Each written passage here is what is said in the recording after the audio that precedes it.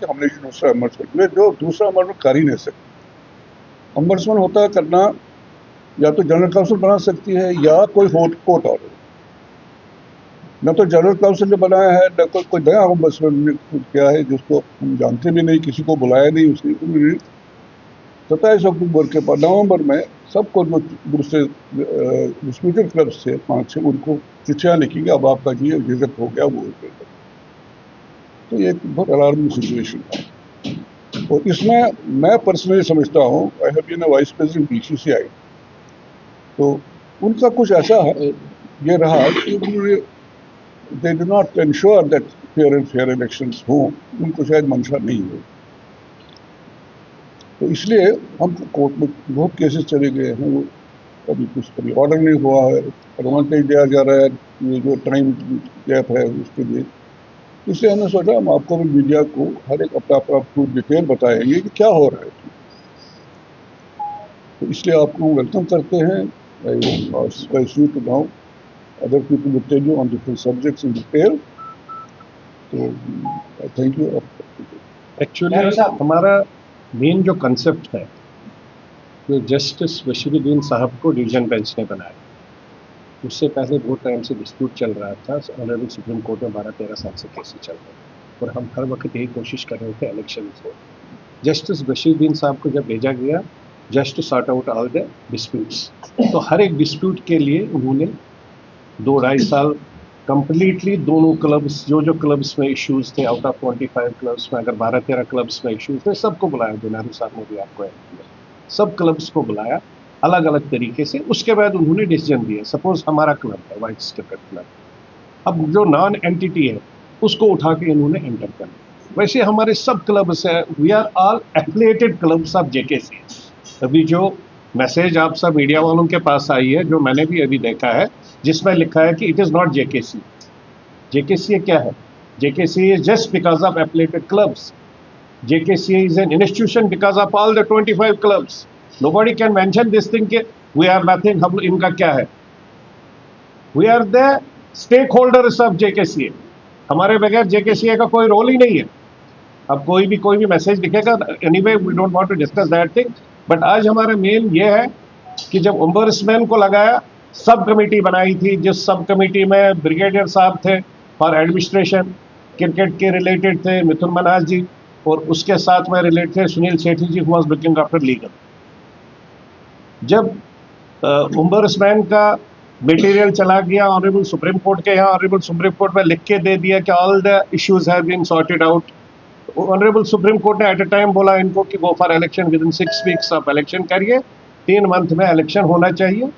और उन्होंने वहां से बीसीसीआई को भी लिखा, तो इलेक्शन की प्रोसेस स्टार्ट हो गई। अब अगर इलेक्शन की प्रोसेस स्टार्ट हो गई, यहां से नई एक लेटर निकल गई, जो ब्रिगेडियर साहब ने अपनी लेटर निकाली, बीइंग ए सब committee member, responsibility of subcommittee is simply for day-to-day working. He is not authorized to appoint any ombudsman. ombudsman की अथॉरिटी है खाली हाई कोर्ट को, जजेस को, एज वेल एज एजीएम। वो भी एजीएम तब है जब आफ्टर इलेक्शन होगा, बिफोर इलेक्शन कोई एजीएम नहीं होता है। तो ये जो गलत हो रहा है, उस तरीके से इन्होंने ombudsman को अपना बनाया। दे वर नॉट एक्सपेक्टिंग कि इलेक्शन, ऑनरेबल सुप्रीम कोर्ट बोलेगा इलेक्शन करो विद इन 6 वीक्स।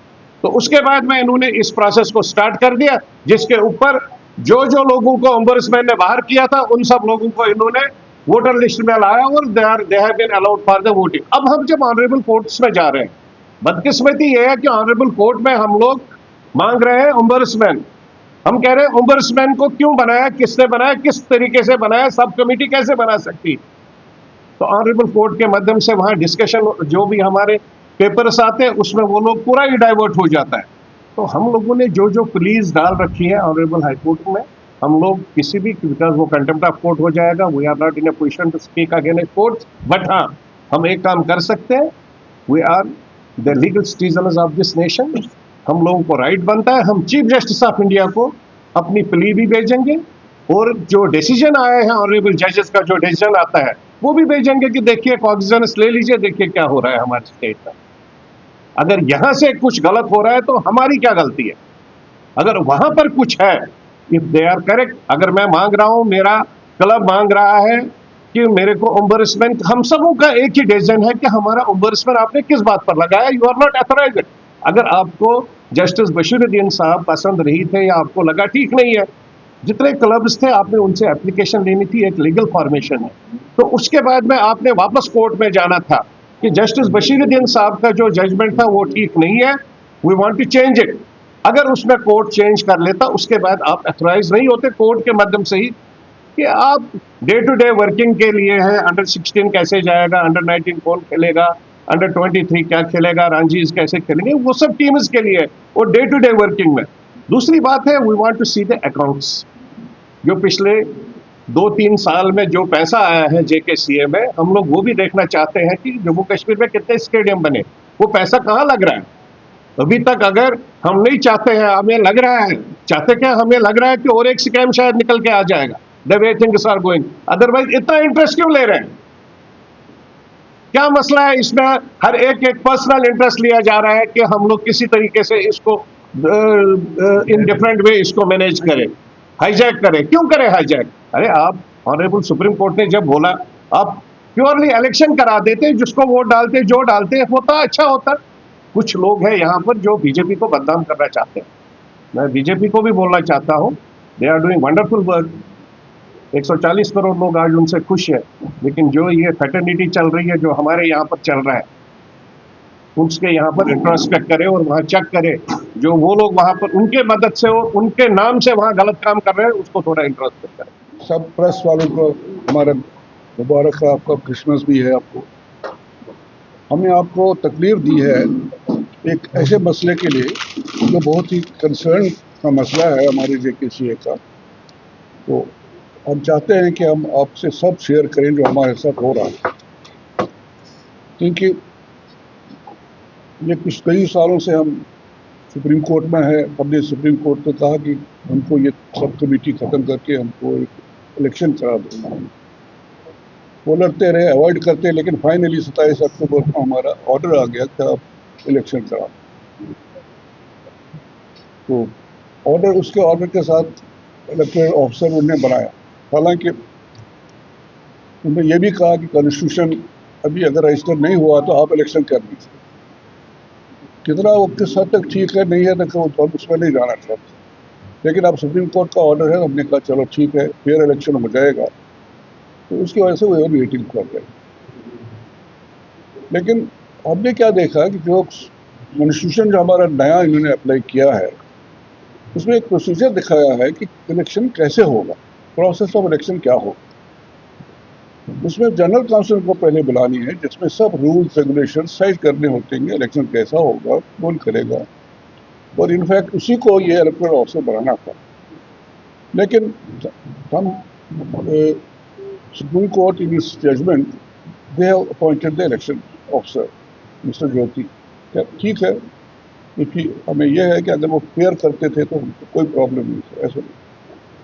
लेकिन what we observe from the date he was appointed, हम उनको रिक्वेस्ट करते थे कि हमारे साथ यहाँ आइए, जनरल काउंसिल में बैठे, हमसे डिस्कस करते थे, we are interested party, so that fair and fair election हो जाए। हमारे एसोसिएशन में 25 क्लब हैं जो रेगुलर जो सोसाइटीज, जेकेसीए इज अ सोसाइटी, और जो एफिलिएटेड क्लब्स हैं उनमें से भी सोसाइटीज बहुत हैं।